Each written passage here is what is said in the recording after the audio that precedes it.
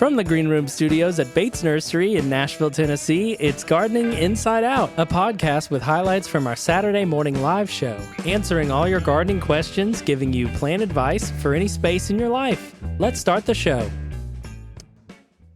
Hey, y'all, it's Caroline Gant. Hey, y'all, it's Austin Lowen. And it's Tyler Blankenship. And welcome to a beautiful May Day. May Day. May Here Day. we are. Hey, like a ship or going down. We're not going down here. We're on the way up. We are on the way up. May We Day's sure not are. a ship. That's more of a plane thing, isn't it? No, it is. It's a shipwreck thing, too? May Day emergency. Okay. Now Is it you just got in me general? having I to think look it's just something across up. the Tyler, board. it's too early to look stuff up. Tyler, quit Googling. Yeah. Tyler, It answer your is own questions in your brain. Dig deep in there. International Oh, no. radio distress signal used by aircraft and ships. So Okay. you were both right. All right. But we're All right, not, close we're not Google. there. Shut down Google. Yeah, we're shutting All right, it down. Google's off. It's I just... turned it off. Thank I don't you. know why we started there. We love puns here. Either way, it's a beautiful day in May, outside of Nashville, Tennessee, here at Bates Nursery. In the neighborhood. It's a beautiful day in the neighborhood, Tyler. Gosh, we're Sure on it is. today. Wow. We're full of ourselves. 100%. You are always full of yourself. Hey, I'm looking at you, Austin. 200%. It's because you were on a roof this morning. That's true. Oh, You hey. are. Good segue, Tyler. What do y'all do? We're pulling shade cloth over top of our greenhouses today, y'all. We're throwing shade. Throwing shade on this nursery. You've been doing that for 2 days now. I mean, Yes. you're always throwing shade, but Hey. like in a literal sense, you've been throwing a lot of shade. Yep, literally and figuratively. I said that also- horribly. Through shade. Did a very you? tiny shade. Over your in my greenhouse. greenhouse. Yes. I thank you for that shade. It makes the houseplant greenhouse just cool down. But I don't know how many degrees, but as soon as that goes up, you can feel that temperature drop. Yeah. And the plants can breathe again. You're welcome. Yes, thank you. Thank you from me and Callie. It's like you went just one layer more deep into the jungle. Well, I mean, this week is kind of a hot week. It's been cool here, like not crazy warm, but this week's kind of getting into those 80s temps. By the end of the week, I even saw close to 90, Yes. if not 90. So the plants really love that. We did our annual greenhouse yesterday. All those flowers were just really starting to cook. It gets hot back there, like real hot. So throwing shade is really helpful. And then, in your world, Caroline, with the houseplants, they certainly love it. Oh, yeah. This time of year, And they getting that need up. it to transition to your homes because nobody has light that bright in their house unless you have like an atrium in the middle. So there you have that. That's what we've been doing at the nursery. So there it is. What y'all been doing at the house? I've been Besides planting towing your shade. Man. gardening like crazy. I planted my Purple Ghost Japanese maple that I bought You with did the get gift that card I one. got for my birthday from my parents. That's a beautiful little tree. It's gorgeous. And I have it in a lot of sun. So hopefully those leaves turn very, very purple. A lot of, we tend to think about Japanese maples as being shade tolerant, which they certainly are. But when it comes to the big leaf red ones, to keep best color through the season, they really need a good amount of sunlight. And it'll get direct sun all day until about 2 p.m. I think that's perfect for that plant. Like literally Delicious. perfect. It's going to love it. It's a veiny creature. It is a veiny. And creature is a great way to describe it. Yeah. It's Purple very ghost. creature-esque. Yeah. Yeah. I planted it amongst my red poppies. They're a little bit tall right now, and they're kind of eating the lower branches, but I think I'll make it work. Yeah. I'm too scared to transplant them. I grew those from seed, and now they're massive, and I don't know how well poppies will transplant, and I really don't want to test it. Well, those don't. They look too good right there. Like like over the wintertime, since your maple leaves are a little bit low and you know that the poppies are going to get up into them again, like in the winter, just limb up the tree a little bit. I will limb it like up. just a little bit. And then you got perfect poppies popping below. Perfect the- poppies popping. Another children's book. Below the another children's book. Below the leaves. It's going to be great. It's a beautiful scene. I'm proud of you. Thank you. And I Very finished off my goth garden for the year. Got the rest of my goth plants in the ground. You're all about the Black leaves. taking it back to high school, Caroline. That's right. Taking it back to high school. Yeah. I don't know if I wasn't a full-blown goth in high school. It's in you a little bit. It's still here. Well, you got a and huge- it will never leave. You got a huge garden, and that's only one little piece of it, just like you. It's just one little piece One of little you. piece. Okay, That we were little bit of all goth. there. Mm-hmm. It's like walking around in Dollywood. You were and a you just goth when walk I into met the you. goth zone. Yes. That's right. Tyler, what you been doing, bro?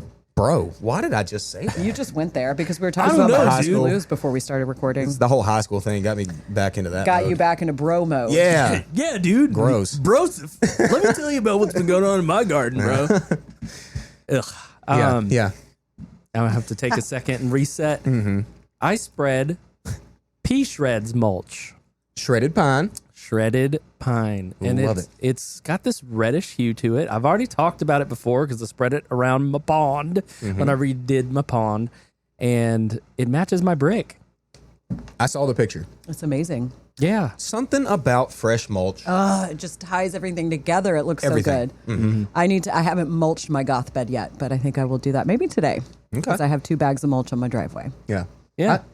I try to tell people all the time out here, like, they're balling on a budget. Plants are expensive now, okay? But they want to redo their whole landscape. And, like, that adds up very quickly. And a very common thing I get whenever I'm showing people plants at, like, cheaper price points, what you get is smaller plants. Let's just be honest. But what I tell them is that, look, whenever you get it back to clean, you plant all your plants. I know they look small. But once you finish with all that mulch, even small plants, once it's clean, everything just pops. And I don't care if you start big or you start small. It looks so much better once you finish the mulch. Yeah. It's just, You got to finish it. you got to. It glues it all together. Yep. Clean. Pops it. Yep. Cleans it up. There's not like dead leaves and gray are everywhere. And it, the color that it fades to is not too bad either. It's kind of a rusty gray, which I think still looks really good. Yeah. I mean, the pine does seem to hold its color a little bit better than the hardwood Yeah, mulches definitely. do, seems to me. Yes. Yeah. I'm a big fan of pine mulch. That's what I use. Yeah. I also got a bat plant. It's a Oh. Kuphia and hummingbird magnet. I just saw it back there in the greenhouse and it called to me. And I love those little bat-looking blooms. They're so cute. It's really trippy. Yeah. I've got 2 set aside to get today to add to a new mix container that I'm making. Cute. Yeah, I'm trying to up my annual game because I haven't been historically very good at it. But it's also because I like things to manage themselves, and I have to water and fertilize throughout the season. So I'm trying my hand at that. It's fun. Keeps you on your toes a little bit. I did something. What'd you do? What did you do? I told you already, but Tyler just jogged my memory. But now I don't know. I don't remember. I fertilized. I do. Oh, Okay, yeah. yeah, Yes. Double remember that. 2020. Yep. Triple 20, y'all. Talked about this last year, but I did it again. I Yeah. gave him a double dose, too. Did you give him too much again? You Negative. gave him the triple double. Negative. I would never. But Well, you I did once. No, I didn't. I was with a granular fertilizer. Totally different thing, Caroline. Oh, gotcha. This is a liquid power pack boost. That's what it says on the bag. It's Wow. the power pack. Power pack. At triple 20, it's the red water. It ain't even blue. Ooh. I What? know Don't how- say ew. Red water. Yeah. It's red? Just I water. don't know and- how I feel about Yeah. that. The blue water I can get behind. It's the same just- stuff. The red It's just water? a different color. I'm just seeing I'm picturing like a Monster Energy drink can being cracked and it's fertilizer. Yes. That's what I'm, Are you putting Brondo on your plants, Austin? No. But that is a good idea. I like that idea of making this super cool can that's already just juiced with fertilizer in it and it's got some cool Monster. name. Yeah, Yeah. you just crack it and pour it on. That reminds me of this Instagram page that I sent to Tyler of somebody who grows a lot of tomatoes, and they're doing a little test. I can't remember the name of the tomato that's only being watered with Monster Energy, sugar free, and they're playing metal beside it It's the white monster all the time. specifically. And then there's another one beside it that is getting actual real water. Yeah. And they're doing a little experiment to see how it goes. And so far, I feel like its name is Jack or something, is doing fine. The one that's watered with Monster Energy. I mean, keep me posted on this. We'll because keep everyone updated. I love this experiment. Yeah, I love it's a good any one. experiment, really. I'm going to look it up so I can let y'all know the handle. Y'all keep talking. Yeah. Well, that's super cool. I'm motivated to try tomatoes again. Well, as you should. Tyler's getting a little late, though, buddy. You need to get them. Why is it late? It's Shouldn't be late. it's just, It's time, Tyler. it's time. mid-May. All right. All right. I'm not delusional. Tomato Nerd Lab, and it's Kyle the tomato Sweet. that's being tested upon. How do you feel about Super Fantastic? The tomato? Hence the name. I mean, it's got to be good, right? I grew it last year. The problem is that, as y'all know, we don't label our tomatoes when we bring them into the house. So I harvest and then I bring them in and then I don't know which one I they're all the harvested same. and they're all the same. So I'm not sure. I didn't really taste a bad tomato last year, so that's nice. There's you something. Yeah. But I mean, like Celebrity Plus. I grew that last year. And I always grow Cherokee Purple. I'm a big fan of that one. you got to. So Tyler, are you just literally going to pick one tomato out No. of the 50 varieties we sell? No. What? I was just thinking I think it was the year before where you had one tomato plant and you put a cage around it and it was just a whole thing. I had more than that. I had 2 or 3, but they all failed in different in different ways. So Well, try it again, please. Yes, We please all get should be another growing tomato. tomatoes. I'm almost thinking I want to like till a couple of rows up in my front yard. You know, like I'm thinking. You better get to tilling. It's time. I know. Using I've that been earth, doing baby. too much. That's what I'm about. Been too much thinking right now. You know? Yeah. You just got to get to doing. Yeah. Need to slam it in the earth. Slamuel. I've already done the thought slams. Now I need to do the The physical slams. yeah. All right. It's time to follow through. Get Time it. to do it. Tyler, me and you will go tomato shopping later. You're the opposite of me. Oh, I just okay. buy a bunch and then I'm like, well, got to figure out somewhere to put this in the ground. Yeah. I tried that approach. It's messy. Plants I die. love it. You know what? I've been really good at getting everything in the ground. I don't think I've lost anything yet this season from not planting. Yeah. You have been doing good about that. I've planted a whole bunch of annuals this year. I'm really proud of myself when it comes to that. But like I said, I did fertilizing them the other day, and I fertilized the containers on my front porch, the mixed containers, and I swear, y'all, they look different this morning. They look like they beefed and leafed a little. Really? Yeah, like no joke. I put some biotone on mine because I had that. Cool. Neat, Caroline. Doesn't hurt anything. It's tight. Cool. Well, my mixed containers that I put the biotone on are mostly for leaves. So Yeah. I don't really need that bloom boost for Gotcha. that. Mm-hmm. And you Well- hate that, and that's okay. No, it's okay, Caroline. You just grow your leaves. Speaking of growing leaves, I think I've turned the page with me a little. I'm gonna buy some hostas. Oh my gosh, I'm so excited. Well, you already have one. You got Rainbow's End, which did. is super cute. I showed you a picture of mine today. I love that one. That is a It's beautiful small, little leaf. It's It is compact. small. It's more glossy than most hosta leaves and longer. Yeah. So this is the project. I've got a very large pot, like extremely large. Like all three of us could fit in it, probably. We'll see. We could. You'd probably have to get one of our shoulders or something. Either way, it's a huge So pot. technically, I would not be in the pot. I'd just fine. be on I top of shouldn't someone. be doing this much mental thinking about if I could fit in a pot with y'all. Sorry, I don't know why I did Tyler that. was looking at us, shaking his head like, okay, all right. Yeah. But anyway, I got this huge pot. I got it for free because it has a massive crack in it. But the crack is not all the way through, and it's not that bad. Okay, so it's been in my front yard. It's been a great look for like over a year now. It's been Just in the like front 2 yard. years. I have to move it every time I mow the grass. The most annoying thing on the planet. So I finally moved it into my bed up underneath this Chinese fringe tree. I had this dead spot. All right. I planted some stuff over there, but still I had this odd corner of the bed that's just an odd shape. It didn't like lend itself to just like one shrub. And then, I mean, it could have been like multiple perennials. It's a fairly shady spot. But I was like, I'm going to put that pot in that spot. And it totally. pot in the spot. Yes. The pot spot. You got it. And it looks so good. My wife even loved it. Like as you look down the bed, like the whole sweeping thing, and then you finish with like this big, beautiful turquoise pot. Turquoise is your favorite color. It is my favorite color. We say turquoise. Y'all make fun of me. It's turquoise. He's fancy. I'm fancy. But it finishes off the bed, and I'm going to grow hostas in it. Mixed hostas. It's going to be stunning. Y'all, tight. Honestly, Caroline, this came from seeing your pictures of the hostas all swellied up together, just nestled in together. Yeah, it's cute. Like I need that in my pot. And then it's just a good design element. It's like throwing a statue in your bed somewhere where you've got a dead spot. It is. I'm a big fan of pots in your landscaping. I have 3 rustic-looking white pots in my front landscape, and they look great. It does. I love the look of that. So there you have it. I'm now a leaf guy with, I guess, Caroline. I'm a leaf Welcome Slowly to working on that foliage. to leaves. guy. Uh-huh. I guess it won't be long. But The now hostas you've will got be to in get bloom. what, like at least 3 more hostas to put in there to fill it out. I do. Yes, I guess you could start with 3 total, and they'd grow. But the Rainbow's End is pretty small and seems to grow a little slow. I was kind of thinking about 5. Just Do to it. slam it. Slam it in there. Uh-huh. Now I am going to separate them. What I'm trying to do is buy a hosta that's got a multiple. What am I trying to say? Plants? Yeah, a bunch. A bunch, if you will. of them, and I'm going to separate out, the ones into the pot, and then I thought about even putting some hosta around the base of the pot. I love that. Yeah, I'm a big fan of that. I think you should. I think it's going to be great. Get y'all some pics whenever I get it going. Well, speaking of hostas, I know I talked about my Dancing Queen has just grown. I mean, my hosta bed has exploded this year. I think it's year 4 for a lot of them. I always add some to them every year, but for the ones that are massive, it's year 3 or 4. And Woo La La and Striptease have been competing with Dancing Queen.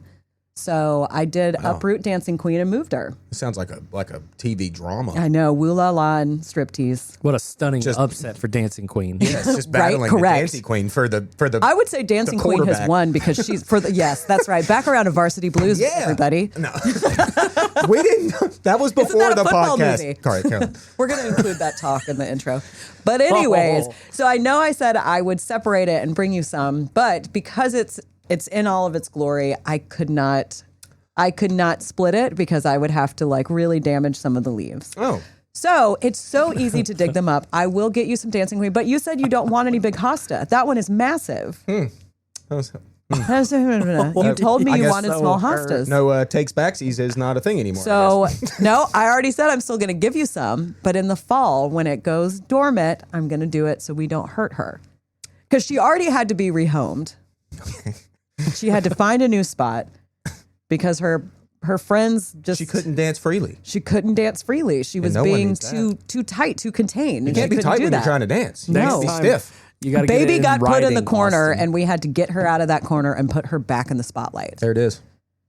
And she's in the spotlight now. But y'all, it is so easy to transplant hosta. I can't believe it. Oh, yeah. The hardest part was how big and heavy that plant was, y'all. Mm-hmm. It was huge. I showed Tyler a picture of it. Massive. I'll put it up on the stuff. Photo on the stuff, on the marketing stuff. Yeah, all that. On the platform, if you will. But I'm excited. Dancing Queen on the platform. So now I've got to get a small... Now my hosta bed is a little uneven because now it's mostly blue on one side and mostly yellow on the other because Dancing Queen was yellow. And so it's a lot of blues. So I do need to get a new yellow one. I'm thinking either Fire Island. I like that one. I'm a fan. It's very yellow. Or June, which I don't know how yellow it stays. It has some yellow in the leaves, but... I feel like June's been around forever. Bed. Yeah. I feel like... I don't know. Maybe I'll just get both. I'm sure you'll get both. Probably will. But yeah, that's my hosta drama. Good. Dancing Queen is free to spin again. There's a lot of drama out there in that world. Mm-hmm. Yeah. Speaking of drama, I did something else.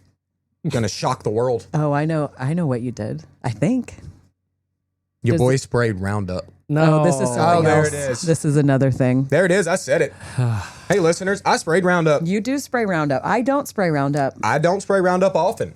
But you at do. least a couple times a year, a lot of times, I got to get in and do it. Now, this is an experiment on my end, and I wanted to get y'all's feedback on this, okay? I've already told you two in here, but I want to get y'all out there. So I decided to spray Roundup on my day off Monday morning. It was extremely calm. There was no wind at all. So you weren't inhaling all of that as you sprayed? Yeah, exactly. I don't inhale it anyway, Caroline. I'm extremely responsible when I spray Roundup, all right, as all of you should be. But it was a very, very calm morning, no wind at all. And I decided to spray it. Now, the only thing is that the morning dew was still on the weeds, okay? Mm-hmm. So in the morning, my thought process was, all right, I'm going to mix up Roundup. Water tends to like to stick to water, okay? That's just how it works. So I thought, I'm going to spray these leaves while they're still a little bit wet. And then the spray from the Roundup's going to connect to the water, and it's going to stick right on the leaves really well. And it's all going to evaporate together, and it's going to do what it's supposed to do, okay? Later on in the afternoon, I got to second guessing myself. I'm like, did I just spray Roundup onto a whole bunch of wet plants and it's just going to like dilute the Roundup and it's not going to be as concentrated and it may not work as well? You know, So you're going to have to keep us updated. Yeah, all that. But you did do something with that Roundup. I did a bad.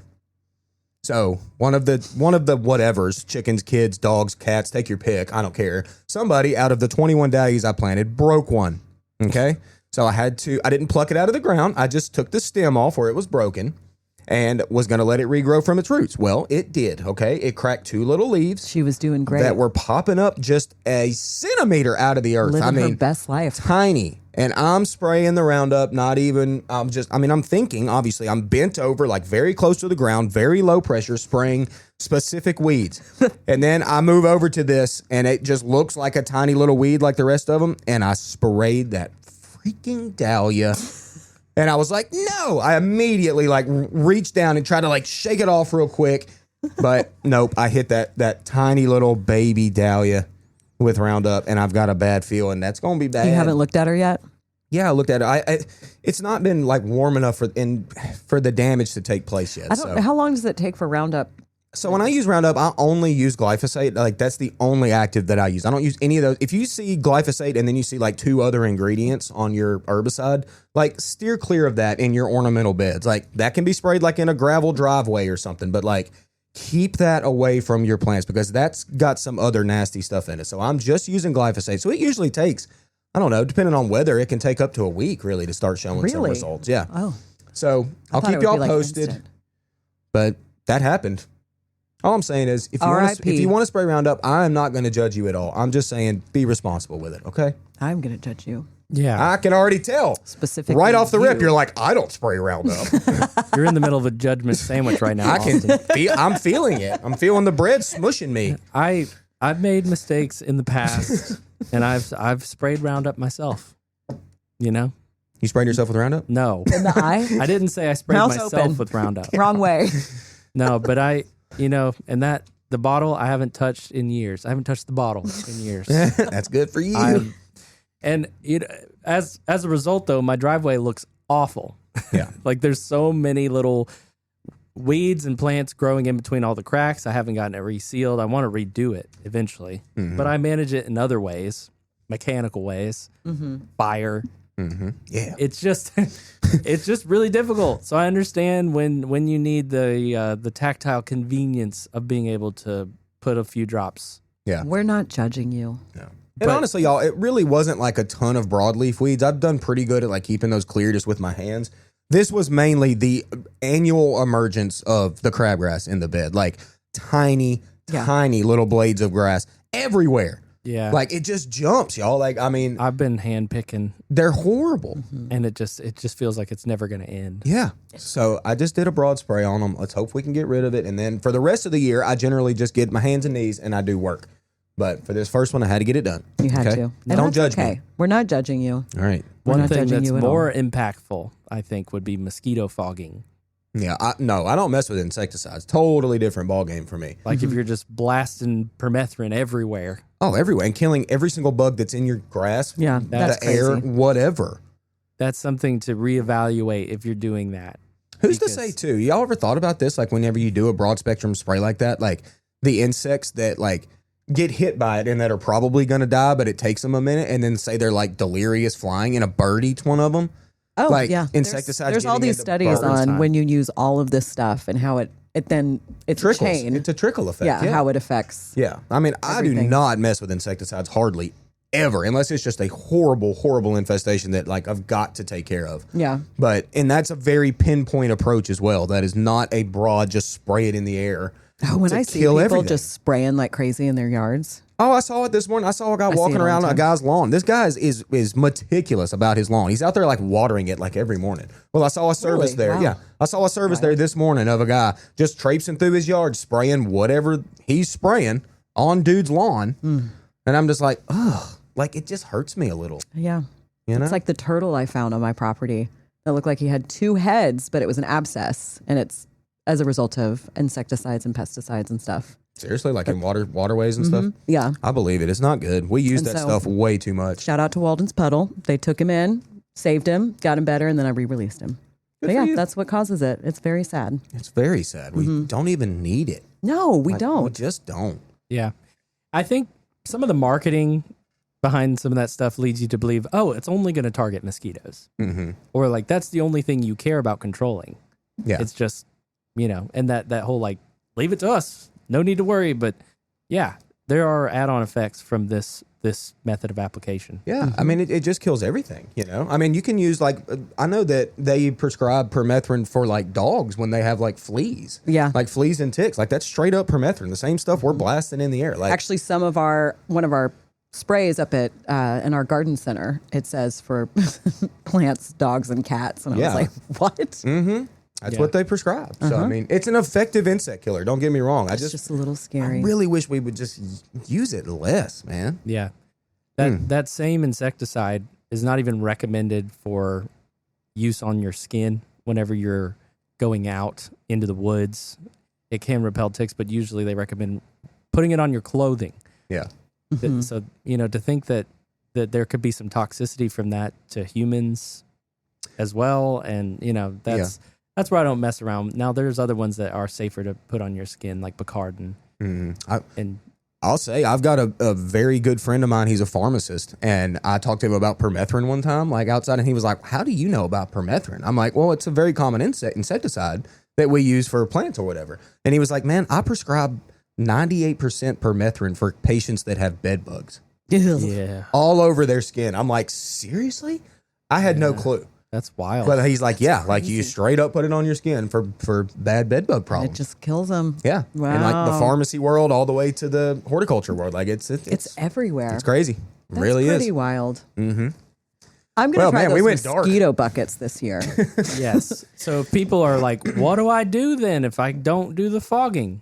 What Caroline Mosquito. said. Yeah, you can get, I've got a couple of those buckets. I'm going to fill them with water and then just some weeds that I've pulled from my bed, put it in that water, and then put a mosquito dunk in there. And the mosquitoes are attracted to the stuff breaking down, the plants breaking down, and they'll fly into that bucket and it'll kill them. Very good. Very good. Much better than spraying chemicals into the air. Mm-hmm. And those mosquito dunks are safe for pets and pollinators and everything. Yeah, very nice. And that's our good friend, BT. BT, which we talked about last week. Yep. We did. An organic approach. Larval control. Well, there you go. Yeah. There it is. We went down another insecticide rabbit hole. Hope We people are do. When catching we on. get started on it, we don't stop. I know. We're passionate about it. I mean, it really is true. We are. Well, education and responsibility, two big things when it comes to handling products like that. Because that's a lot of stuff to put on the owner to try and figure out how to apply it correctly, you know? Exactly. And then also what we've talked about, and I think we have it mentioned in the past, and that's just being okay with seeing issues in nature and gardening specifically and being like, one hole in a leaf and you go spray your whole garden? That's wild like, to me. Good That Lord, is insanity. Y'all. Yes, there's going to be insects. We need them. There's going to sometimes be damage on your plants. We observe the plants. We scout to make sure that doesn't get just a horrible, horrible problem. But one hole in a leaf for y'all? I mean, for real? Y'all killing me. Yeah. Oh, I meant to Killing tell all y'all of it. something. I wanted to get wanted to get a video so bad of this, but this is the perfect segue into this. Well, I didn't know. It was an afterthought. The thing happened, and then I thought, man, that would have been a great thing for a video. So I look at my Mount Fuji cherry tree. Y'all got me this for my birthday, I think 4 years ago now. Yeah, but this year it's finally it's latched in. It's looking really nice. It's pretty. Well, I walk out, do my tree walk last night in the yard to go check everything, look at the garden, all the stuff, and I see one leaf at the top that's obviously been nibbled on, chewed on. It's got some damage on the leaf. And I say, okay. I see that leaf. I turn it over, look at the backside, nothing on it. I say, okay. So I know that whatever it was has moved on somewhere else. Well, they don't move far, okay? They're sticking with their food source, all right?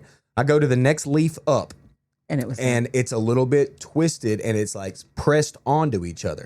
It almost looks like the leaf is rolled a little bit. Well, there's insects out there, little caterpillars called leaf rollers, all right? And they do damage without being able to be seen because they're tucked in their little leaf blanket. Cute. They roll on up like a little taco burrito.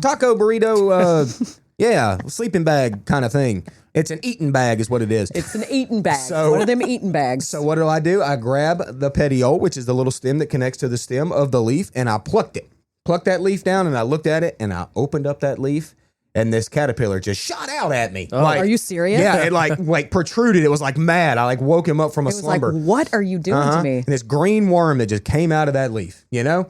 And I was like, look at you, buddy. Like, I wasn't mad at him. He's damaged 2 of the leaves And it's on the fine. plant where the tree has 300 leaves on it. And it got a little bit of breakfast, a little bit of supper that night. Okay. And then what Well do I do? fed now. I didn't kill that caterpillar.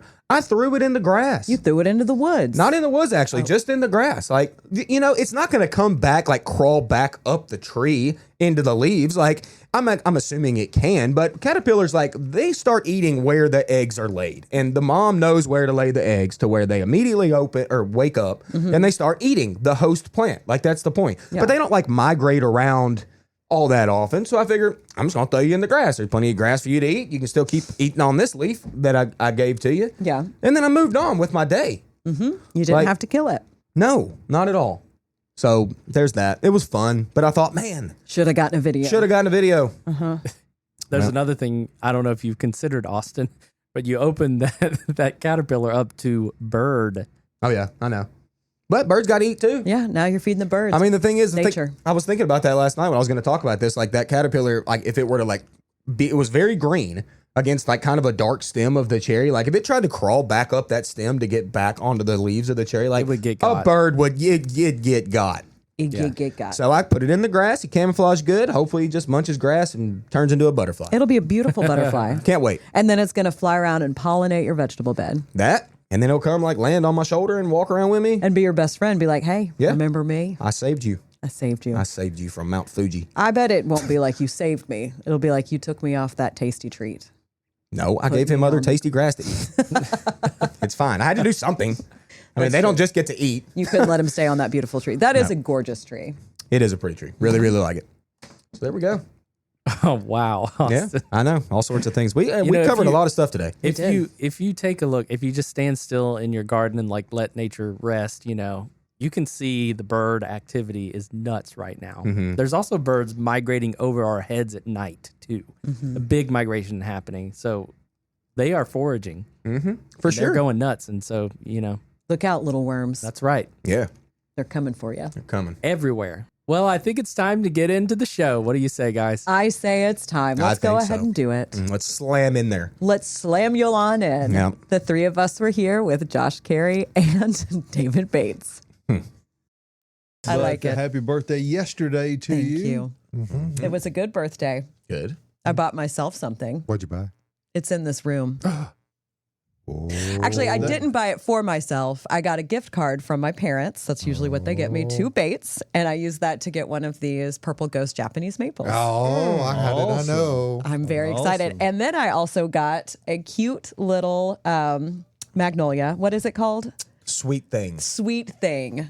Yep. It's a little salt. No, what am I trying to say? We're both drawing a blank right now. I thought it was an Sweet Bay? Sweet Bay. Magnolia. Why couldn't either Why of us couldn't we think figure of that out? Me and Tyler went in on that Y'all yesterday. okay? No, we're not. Got you that little thing. It's cool. It's supposed to be a like super dwarf magnolia, Sweet Bay magnolia. Jeez, I still can't think of it. Very But, compact. Yes, very compact. It stays It's mostly covered evergreen. in buds too. Covered in little white buds that smell fantastic. Could be used as a Discovered- hedge. In McMinnville. And that's one of the biggest downsides to the typical sweet bay. They get big. Very big. And they get big pretty fast, and they're hard to keep in bounds. So it's very good to have a cultivar that's improved. You got any idea what the maximum height on that is supposed to be? I think it was they claim around like 8 to 12. I don't think they really might know be a if you lie. never let it, if you what I think they market it as is like a substitute to like laurel or something to Very use as like a good. hedge. So you got mostly evergreen foliage with beautiful white blooms almost all summer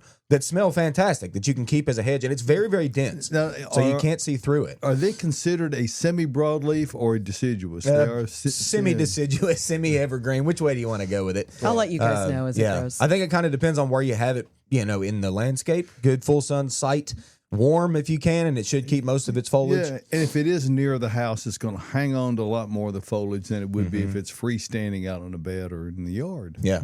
But yeah, you need to get us some pictures of that wherever you plant it. I'll get some pictures of it. I'm I excited. haven't figured out where to plant that one yet. I We'll thought it figure it was out. an Elysium Don't at first. And I was leave like, that why'd one y'all in the give me an driveway Elysium? either. I won't leave it in it's a special one. That's right. You can't leave birthday plants on the driveway. I won't. I'm going to plant them both right away. Back to you guys. Back to us. Are we ready to just get into questions? I think we probably Is should. it time to dive in? Yep. Let's start with kind of a Mother's Day question. What was Bessie Bates' favorite flower? Her favorite flower. Now, she had a lot of what I would call heirloom plants around the house.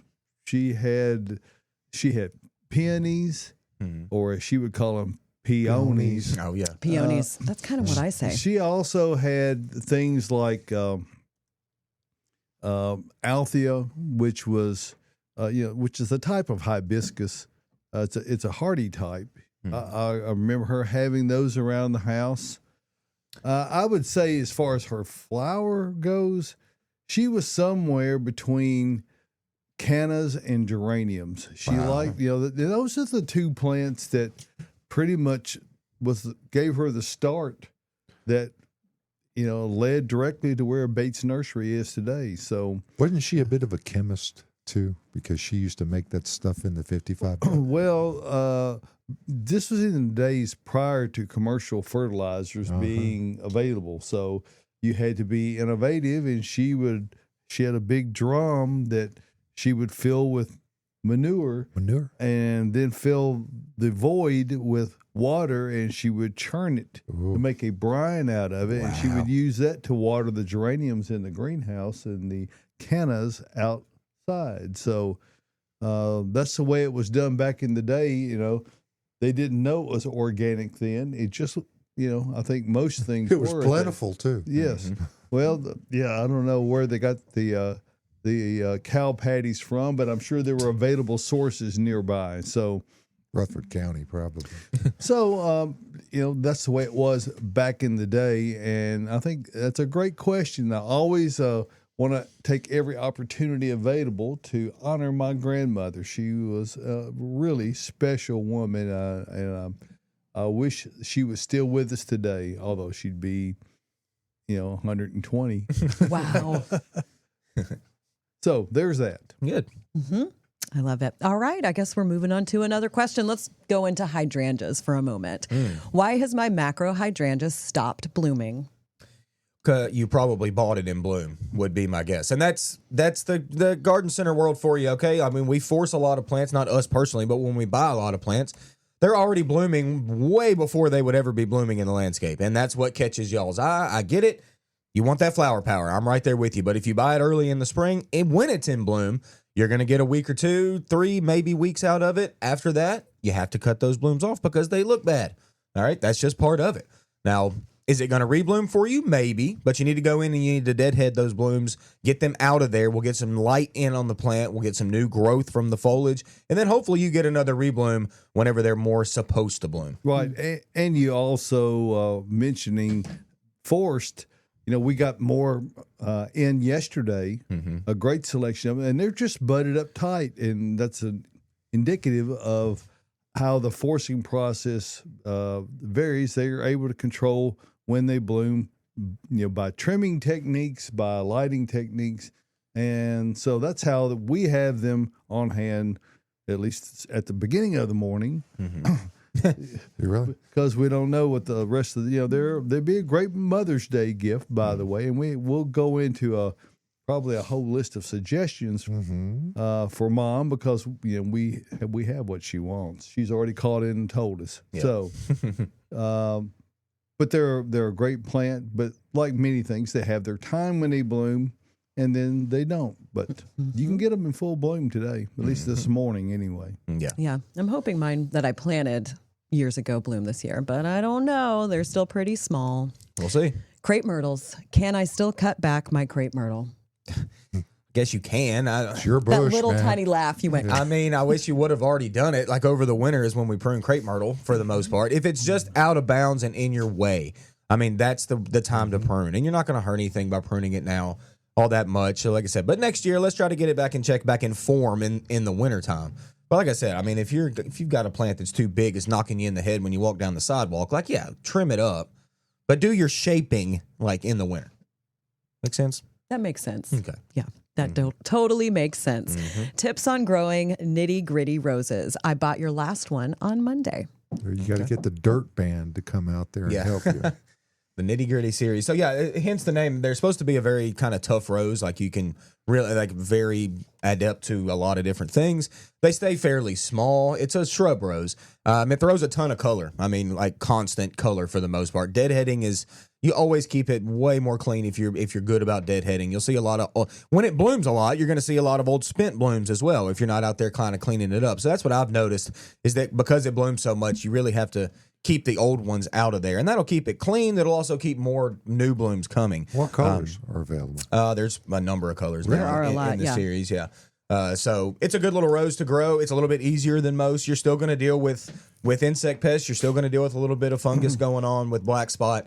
It's part of it, but they usually can kind of grow out of that, and they just constantly throw color atop of the shrub, so you don't notice, you know, the kind of yucky leaves sometimes that can be up underneath there. Yeah. Are we even going to mention the rose this year that everybody wants? That we have, we got 60 Peggy Martin roses in yesterday. And I want one. Are you going to get one? Daggone right, Well, I'm going to get one. We're down to 21. as of this morning. So we started with 70 yesterday morning, correct? It was It actually was 75 is 75. what we actually received. now yeah. we're down to So 20. yeah, so Josh, you got better a- run out there I right got now. a fence. if he's gone during a commercial break, you'll know what's going on. Anyway, Adam! He's running for that rose. There was a couple ladies that came out yesterday. They put 14 of them on their cart. I saw Oh, that. my God. Yeah. They got 14 roses. no. They live in a truck farm. I don't know where they're living, but they're living it up with Peggy. well, and for those who don't, I mean, they're a great rose and they're very tough. Obviously, we talked about the origin story on that particular rose, but they grow big. They do. And where would you plant? You'd have to have a fence, Yeah. a really long fence. Which, My- I mean, Which I do. yeah, I was about to say, you got an ugly old chain link fence out there that's just like out It's black. in It's your okay. yard or whatever. Like, cover it up with beauty. Yeah, buddy. That'll work. That would do work. it. Yeah. That would. Hey, Joyce says, who needs blooms when the foliage is as pretty as those 9 barks in the room? You're right, Joyce. And I hope your Savannah sunset is doing great that you got last year at the same time I got mine, because mine looks fantastic right now. It's never a bad time of year to add Earth Mix to your garden.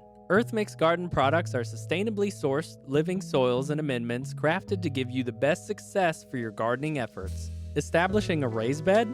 Use Garden Premium Topsoil Blend for an excellent performing growing medium for flowers and vegetables. Amend your gardens with their supernatural compost with all the nutrients needed to recharge existing soils. For houseplants, their Proganics Indoor Grow Mix is a fantastic potting medium that will feed for up to 6 months without the need for additional fertilizer. Earth Mix is sold only at independent garden centers, so head over to earthmix.net/find earthmix to locate one near you. Success begins at the ground level when you use Earth Mix garden products.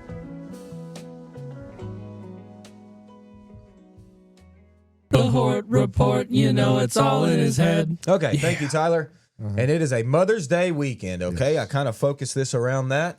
And I kind of focused it on a little something that David kind of mentioned last week, okay? Got me thinking. And he said, you can't just come out and buy your mom just one hanging basket. Nope. A lot of people will do that still, but your mom's worth more than that, okay? So this is what I was kind of thinking. You can certainly buy hanging baskets. You can buy lots of things. But what we need to do is we need to accessorize a little bit, okay? Moms love the other little garden center things, not just the plants, the flags, the other things, the yard art, the statues, whatever it may be. So this is what I thought. We need to go big this year, okay? So if you do come out and you buy a hanging basket, great. Your mom's going to love it. You know what you're also going to get with it? A shepherd's hook to put it on. How about a doubled up shepherd's hook? There you go. Go home and you drive that thing in the ground. You hang up 2 hanging baskets from it next to like the mailbox or something. You got something big. All right. We're not just doing a one little hanging basket. You got something nice. All right. You can do that. Hey, you want to do a mixed container? You come out here and you see our mixed containers that are all mixed up and fluffy and beautiful. Okay, you can do that if you want. Or you can get all those plants in littler sizes and then get you some earth mix to take home. Get your mama a nice pot and y'all sit there and y'all mix up a mixed container Get the together. grandbabies out there Get doing the that. grandbabies with you. Your mom will Yes. love that. And y'all make her a mixed container and you do it together. Okay, that's what moms really want. They want to see us and their kids, and also the beautiful flowers. Nothing wrong with that. Okay, hey, does your mom want an herb or a vegetable garden maybe? Hey, come on out here, get all those herbs and veggies, get them real small, and then you can get a raised bed on the way out. All right, we have them available in boxes to where you can put them together, or you can build a raised bed for your mother. Okay, do it with her. Go out there and build it. Fill it again with earth mix, and then y'all slam those veggies in the raised bed together. Or just put them in containers. Yep, or you can just put them in containers. Maybe she lives in a condominium or an Maybe. apartment and she didn't have room for a whole box. Hang The one from herbs the are rail. the herbs are particularly well suited for containers. Yes, most definitely. You mix up an herb container every time you walk by it, you hit it a little and it smells good. You eat That's a some of whole it, thing. yeah. Okay, accessorize a little bit. All right, you want to get your mom a climbing rose this year. Hey, Peggy Martin's still available, but No. barely. Not a lot. Josh, get out But there's there. other climbing roses you can get. You want to do a climbing rose? Sure. But you're not going to just take a climbing rose home. You got to bring home a trellis with it. We got beautiful trellises right now. Big ones, small ones, whatever you want. If you're going to get a climbing rose, you better get a big one. Okay? And then you go home, you plant that thing for her and put it up on the trellis. And then you know what you get? You get a little statue to put next to it, There too. you go. That's how You're you really going all accessorize. out. You got to go all out Is for this mama. what you're doing for your mom? Yeah. Rose, trellis. I don't know statuary. yet. I haven't figured it out. Herbs and Mama, you're pots. going to get something good. Okay? And then at the end here, if you want to get your mom a tree, okay, cool, get your mom a tree. But you know what? Please. We're not. That's right. You get her a purple ghost Get her a Japanese purple ghost. maple. Do it. You get her a Tobiyosho Japanese maple. She's never heard of that. She And you would show up with that, yeah, baby. you're gonna have something. Mama's The gonna have neighbors a are great going to be Mother's coming Day. over to look at That's that. right. Buddy. Mama's already got a bunch of Japanese maples. Hey, get her something weird. Don't just get her a red bud. Don't just get her a dogwood. They're too I don't know. Those are normal. two great trees. They're great trees, but Mom's already got them. All right, she needs something She's already different. got those trees. You know what she needs? Contorted filbert. Get her a contorted filbert. There you go, Josh. That's a great one. Get her I a have one. little You leaf have one. linden. There you go. What you know about little leaf linden? What a beautiful tree. And right now they are in bloom. They are a beekeeper's dream. It's an underused plant. I said it the other day. It's a beautiful, beautiful tree. So get your mom something weird. Get her something different that she can throw out in the yard. And that's what I got. Thank you, guys. Happy Mother's Day to everyone. Happy Mother's Day to my mother specifically and my wife and all the mothers in my life. Love all of y'all. Have a great one. Yeah, and had the good opportunity yesterday to get to spend a bit of time with Libby Page, and many will know the names Ben and Libby Page. Ben's a renowned landscape architect and architect in general, and they were had a gift bestowed, and I'm not sure who gave it to them, but we delivered out a contorted filbert to their house to replace another tree they had taken out. Ooh. So it was really wonderful to get to spend some time with Libby They yesterday. are so cool. So cool. So anyway, they'll have many happy days with that tree in the years ahead. That's right. It is a great tree. I've got one, and I love it. That's cool. I've got my Mother's Day present. Happy Mother's Day, Sherry Gant. But I can't say what it is No, because she's listening because right she's now. watching right now. She sent me a selfie. Happy Very Mother's Day, Sharon. She's here. All right. I guess it's time to get back into some more questions. Let's go. We got a live one in from Jane Ann. She says, "Good morning, all. I Hey, Jane. start most of my seeds using soil blocks. Most of the time, I can transplant the seedling directly to soil. Sometimes, however, the seedling needs more time and I need to pot it on. What earth mix should I use in potting in the seedling until it's ready to plant out?" I'd probably go with our Proganics the indoor. I mean, it's very I would very definitely do light, that great one. for seedlings. It's great to even start seeds directly in our indoor mix, and our indoor mix is it's a fantastic blend. Drains really well, great for seedlings. And houseplants. You could just use Sustain, which is pure coconut core, which would be like if you're used to working directly in peat, it's a better option than that. But I agree with you, Austin. The eye is a very good indoor. Got a little supernatural in it too, so that doesn't hurt. So it gives you what you need without too much of it. That's right. Sure does. All right. Last year, my tomatoes all had black spots on the fruit. How do I keep that from happening again this year? Yeah, I think what we talked about at the outset of the program will go a long way towards that. Is that we're having a drier spring. We had a lot of rain. I mean, we were, at this time last year, nearly 30 inches of rainfall at this point last year. So the fact that we're maybe at 10 inches this year goes a long way to alleviate all types of fungal issues. What say ye, Austin? Yeah, I think what I'm assuming you're talking about when you say black spots on the fruit, it might be a blossom end rot, which is the big black spot on the bottom, part of the fruit. If you do have that, that's a calcium deficiency that's going to be. Now, calcium is very much needed for tomatoes to have good production. So Tomato Tone is a product we sell here. It's a fertilizer that's got added calcium in it. Your pH is off is what's going on. So you need to fix that, add some calcium back into your soil, and that'll really help out with the spotting on your fruit. Water to the bottom of the plant as well. Yeah, don't ever water the leaves. Yeah. I mean, just don't. Yeah. And be clean. Get some of those lower leaves already out of there. You raise up your canopy a little bit on tomatoes when they're young. It's going to greatly help out later. Perfect. How and when do I manually, what's hard this morning, Manually. pollinate my zucchini if the pollinators aren't doing it? Most people use a little paintbrush, Q-tip, paintbrush. You can do, hand pollination with that whenever they're open. You just transfer pollen from one to the other and you can get pollen. Don't clean it off in between. Keep pollen going from all around. You do that, you're going to greatly up your odds on having fruit. Another big thing is to really try to keep insecticides out of your garden if you can help it. That's going to bring the pollinators back in there. Bees are the most important creatures on the planet when it comes to us getting squash and zucchini. They get down in there, they transfer pollen for us. So keep those insecticides out the garden, and that'll hopefully get the bees back. I have Plant the some tiniest flowers out there too. Oh yeah, folks. put some flowers.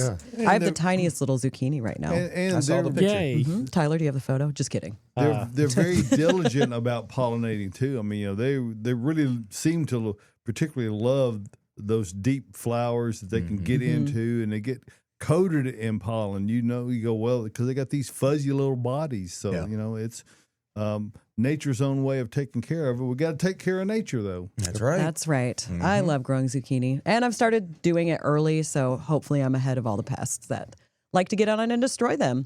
Can I grow nasturtium from seed? Yes, you can. I have a bunch planted that I just noticed yesterday are starting to peak up. They grow really well from seed. Yeah, that's the way to do it. Super easy. I mean, what you see if you ever come to a nursery and you see nasturtium in pots or whatever, it's literally 3 seeds dropped in a little 4-inch pot.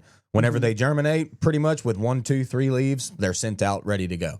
So, like, it's very simple to do. There's so many plants we do that with, y'all. Yeah. I mean, tons of things are still started by seed to this day. They're so cute, though, as they come up with their tiny little round leaves.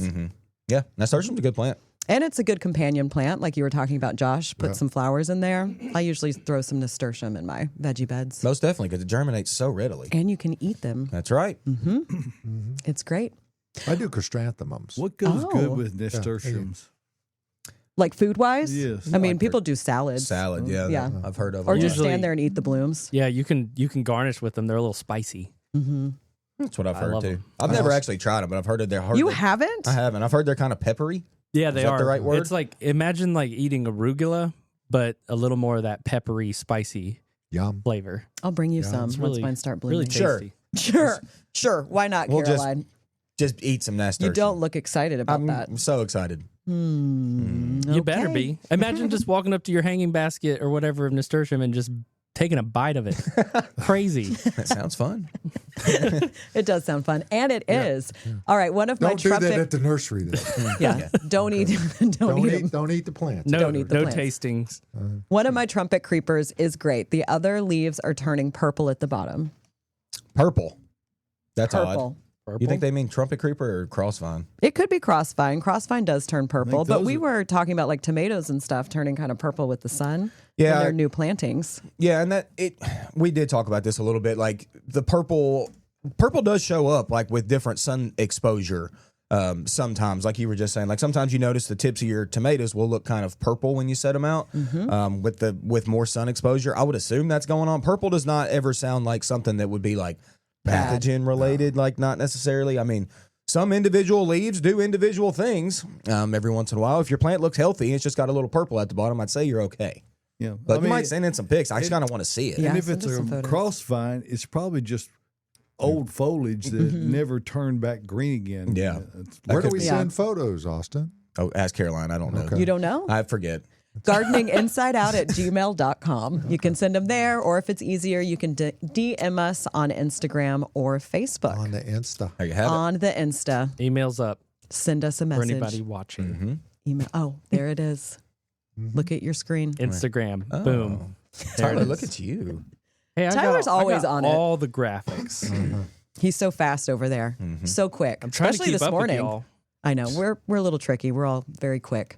All right. Is it easy to transplant rudbeckia? Mine has spread, and I'd like to dig up some and plant in a new bed. I love it. Oh, surprise, surprise. It spread in areas you don't want it in. Yes, it's Yeah. so easy to dig up and So transplant. now you have to dig it up and move it.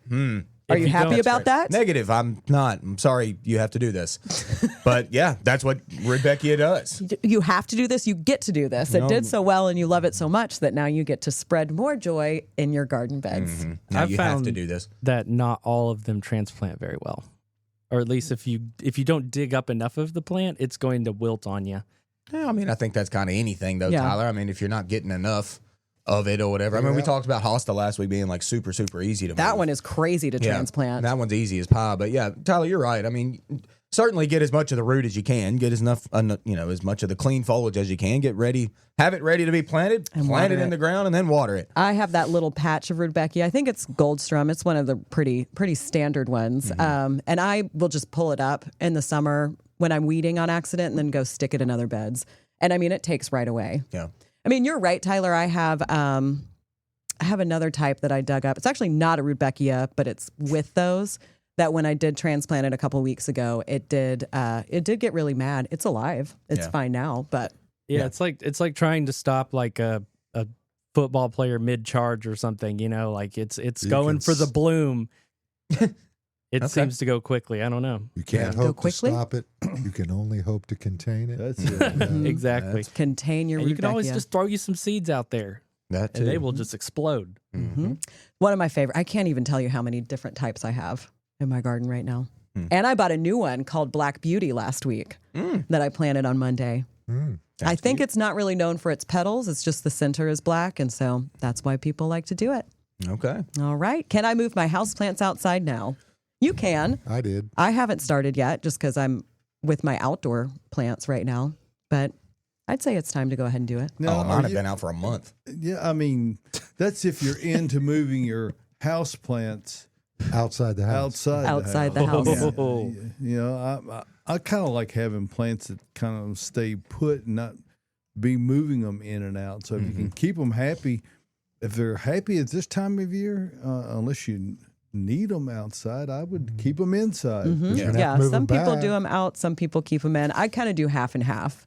I move some of mine outside while I keep others in because they're just happy in their spots. Yeah. And I don't need to do all of them. Well, I mean, I totally agree with that. Like, if they're happy inside and you looking good, like it's part of the art of your home. It's like it's decor. So if you can, me specifically, I can't. I do not have good sunlight. I have to just barely get my plants through the wintertime just to keep them alive. And then whenever I can, I got to get them out to the front porch, I don't and then even they love it. try because our house is the way it's designed and from the 40s. It did not have enough windows in it like we do today. Yeah. If you knew a guy that sold windows, you might be able to get some bigger Well, ones. you got to cut holes in brick. You got to do these other things. not easy. It's not exactly easy to do, but we have very little luck other than on one little porch. Well, probably the toughest thing for people to remember, particularly when you're growing plants inside, is to turn them. Because you notice they're going to grow towards the window because that's where the light is. So if you can turn them every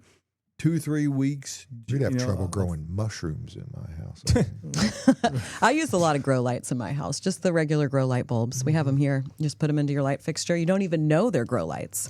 They're just lights. They're just lights. And I have some in one of my bathrooms with no windows, and I have plants growing in there year round, and they respond really, really well to it. So if you're like Josh or Austin and you don't have a lot of natural light in your home, you can definitely supplement that with that. I love them. I even have a fiddle leaf fig growing in a room with no windows with the grow light, and it took off this winter. Nice. I haven't watered it, so it's a little bit mad right now. That's okay. But it'll be fine. Let's better- talk southern It's better than what? It's better than overwatering it. That's very true. Biggest Way killer of better. fiddle leaf fig. And any house plant. Yeah, you're right. Or really most plants in general, I would say, is overwatering. All right, 2 southern magnolias. One brown out and basically dead. Second is dying. Third one had 1 year, now dying. Question mark. Well, Help. lots of death going on here. Well, I don't know what to tell you. Something's off. Did they get Something's hit with the going ice? Now, do know that like this is almost kind of like the ugly duckling phase of magnolias right now. I've passed a lot of coming in. They're starting to kinda bloom, but they're also like shedding Shedding. a lot of their old foliage and cracking new stuff, or will be very soon. So I don't know if dying. I mean, you might think it's dying. It may just be going through that phase right now. So I don't know. Once again, send us some pictures on that. They 'Cause Where don't do you really send them? sell southern magnolias remember? with the adage of, "Hey, you're gonna have to clean up around these bad boys." they're so That's why dirty. you won't plant one. Yeah. Yeah. Well, we have several around our house, and they're shedding quite a lot. Oh, It's just the way it they is. should.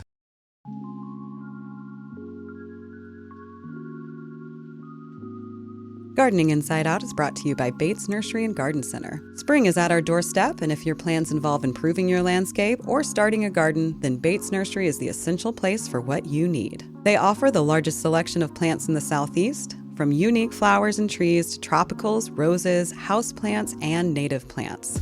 Bates Nursery's 92 years of serving Nashville gives them unparalleled experience in stocking the plants that perform best for your home. Their friendly staff of horticulture experts are ready to assist you with your gardening needs. Located minutes from downtown Nashville in beautiful Whites Creek, Tennessee, just off Briley Parkway at exit 19. Shop inventory online before you visit at batesnursery.com. Bates Nursery and Garden Center, beautifying Nashville since 1932.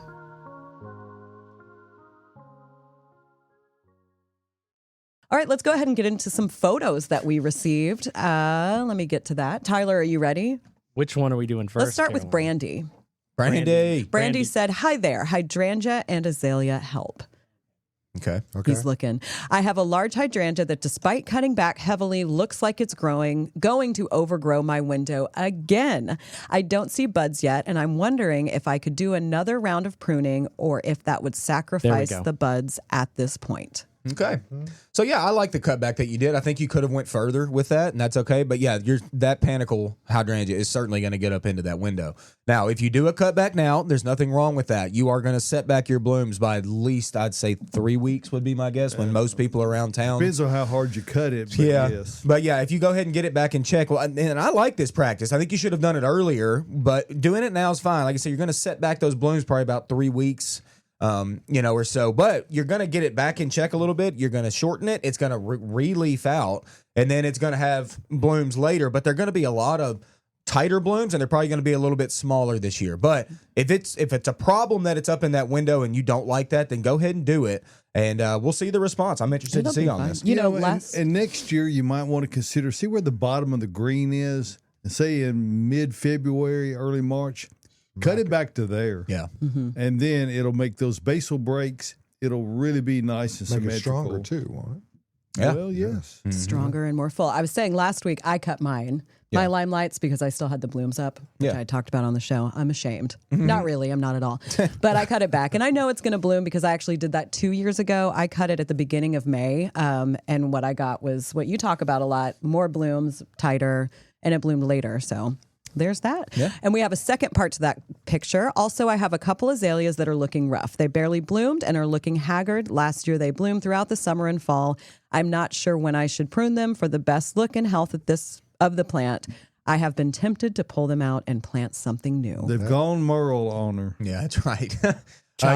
You could cut them back a little bit now. Yeah, I mean, I see a lot of new growth down in the around the interior of the plant, which is a good sign. I mean, that means it's still living. But yeah, let's go ahead and shorten all that ugly kind of out of it, get it back to the nice green, and then let's fertilize it. Yep. Shorten the ugly. Those feet wet? Shorten that ugly. Shorten the ugly. You think those feet are wet? Maybe. But azaleas they can be testy a little bit. Okay. So like, no kidding. Make sure, they're particular about pH as well. So and acidic kind of fertilizer is something you need to put in there, and I think that'll help them out. But yeah, just chop back the ugly. Chop back the ugly. Mm-hmm. I like that new saying. There you go. And then we'll get to Bill's. Yeah, and put something weird there. Bill's photos. Bill says, first rose flush. Here's my 3-year-old rose garden blowing up with the first flush of blooms this season. Bill. And another score for Team Clematis. Love the podcast and all the great tips you give us. Oh, Bill, that's gorgeous. Nothing is better than the first flush of rose. Mm-hmm. I don't care any plant. There's nothing you can tell me that's better than that first flush. When the leaves are still clean like that, the fully formed blooms, like high petal count, I bet the fragrance is nice. Like that just... Bill, what a yard. That what kills a yard. Me. Bill, there's that clematis. That is... Look at that clematis just poking through, trying to say, hey. Hey, clematis. Says, hey, girl. We see you. What a Look gate. at it climbing all up. Look at that gate. Mm-hmm. Oh, my God. This is money. Yeah, that's stunning. Arbor. Good work, Bill. Good work, Bill. I love that. And then our final email comes from Emily. Hey, Emily. Emily says, volunteers. It is Tennessee, and here are some of my volunteers this spring. The bees and hummingbirds are enjoying them, even if they do look a bit messy. Have a great day. Oh, my goodness. Is that delphinium I see right there on the left? Looks like. I also got some delphinium in my little native bed, just popped up. I was like, where have you been? Mm-hmm. I put seed out like 2 or 3 years ago. God, when delphinium does like that, like... There's not much better than that either. Not much better blue. And those than that. poppies. Poppies popping up in the back. Poppy. I see clematis Clematis? back there on a trellis. Emily, you doing Climbing up to something. see the view.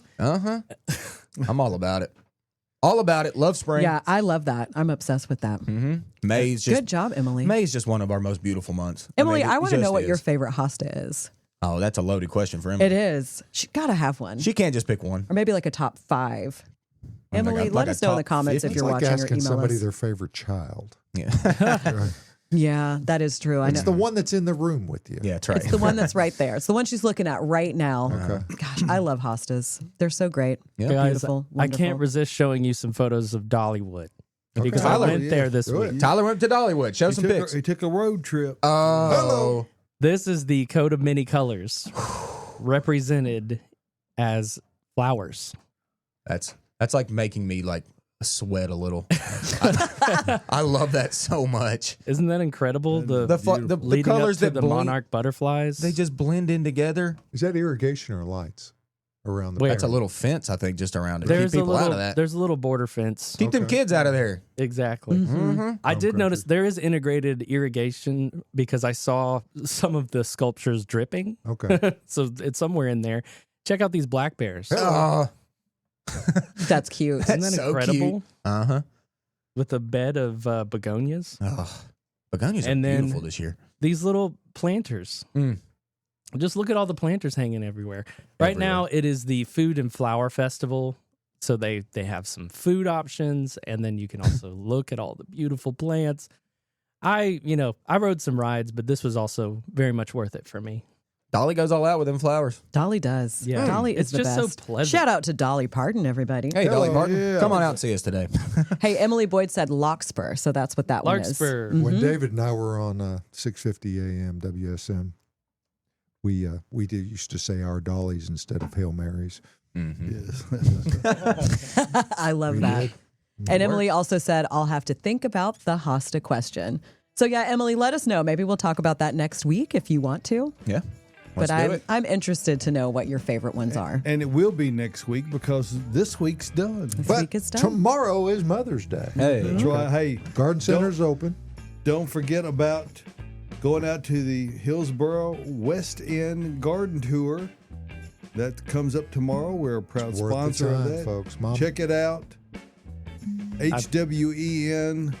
HWEN.org. Yep. You can That's get the tickets website there. today. Mom would absolutely love it. I promise you that. So it's great. check it out.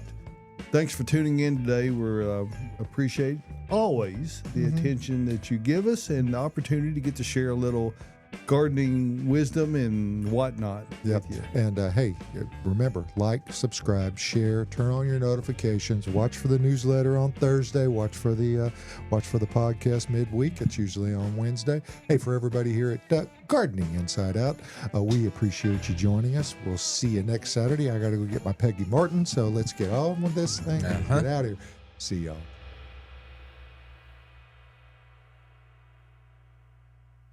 Tyler here. Gardening Inside Out podcast is looking for sponsors for 2026. If you have a business that's plant and gardening related, or if you know of one, please get in touch with us at gardeninginsideout@gmail.com. Thank you for listening to Gardening Inside Out. It's hard to believe we're into our 3rd year as a podcast, and we love hearing from you as we learn who our listeners are and what y'all enjoy about it.